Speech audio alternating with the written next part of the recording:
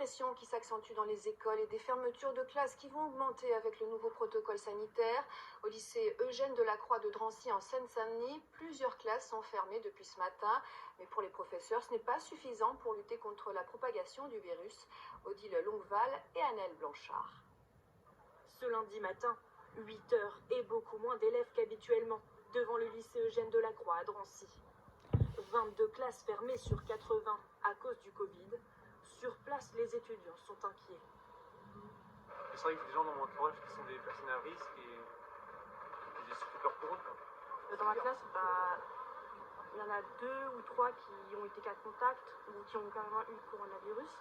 Et moi-même, je l'ai eu. Depuis mardi dernier, une trentaine de professeurs exercent un droit de retrait. Ils demandent la fermeture de l'établissement.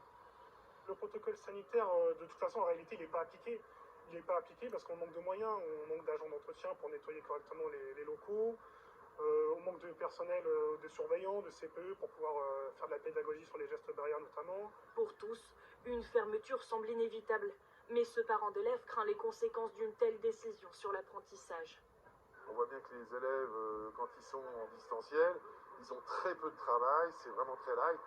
Et malheureusement pour eux, ils décrochent. On a eu beaucoup de professeurs qui ont décidé de poser leur droit de retrait. Donc on a eu beaucoup de cours qui ont sauté, on est en retard sur les chapitres. À ce jour, une cinquantaine de cas ont été détectés chez les élèves, mais ce chiffre pourrait être en réalité bien plus élevé.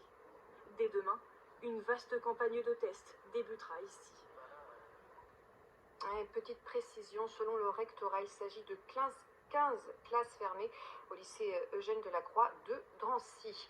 En Seine-Saint-Denis, toujours le député de l'UDI, Jean-Christophe Lagarde, demande à Emmanuel Macron la fermeture immédiate des écoles, des collèges et des lycées. C'est dans ce département où le taux d'incidence du coronavirus est le plus élevé de France. La situation dans les établissements scolaires, on va en parler avec Philippe Renoux, vice-président FCPE du Val d'Oise. Bonjour. Bonjour. Est-ce que vous aussi vous demandez la fermeture des établissements scolaires ?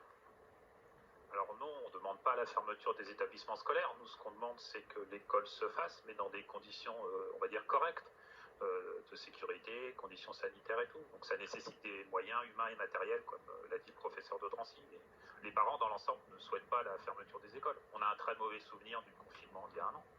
Est-ce que ce nouveau protocole sanitaire, alors je rappelle donc fermeture d'une classe dès la détection d'un cas de Covid, vous rassure tout de même un peu ?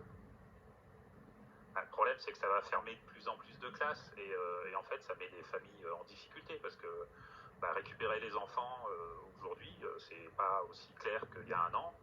Les employeurs sont pas ravis. C'est aussi des fois des fermetures de cantines. Sur Argenteuil, je crois que ce midi, il y a 14 classes où la cantine est supprimée. Donc les parents, aller chercher son gosse à 11h, le faire manger, le ramener à 14h, c'est compliqué. Alors qu'est-ce que vous demandez, vous, concrètement, pour lutter contre ces contaminations dans les établissements scolaires ?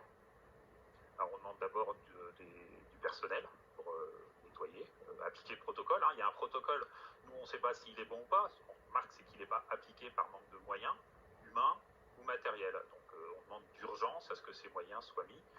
Il y a des millions de chômeurs, il y a de l'argent. Enfin voilà, on peut recruter et on veut que ça d'abord, ça soit fait. Vous demandez aussi, j'imagine aussi, que la vaccination pour les professeurs arrive rapidement. Le président parlait de la mi-avril, début de la vaccination. On va voir, parce que déjà on aimerait, on sait ce qui se passe autour des doses, donc on ne sait pas si ça sera possible, mais évidemment on souhaite que tous les adultes soient, on va dire, en conditions de santé normales. Donc si c'est la vaccination la solution, oui. Certains avaient proposé aussi d'avancer les vacances scolaires. Oui, mais si c'est encore une décision prise au dernier moment, ça va encore mettre les familles en difficulté. Voilà, et on a l'impression, nous, d'être... on repousse sur nous les problèmes. C'est compliqué aussi pour les enfants. Dans quel état d'esprit ils sont actuellement ?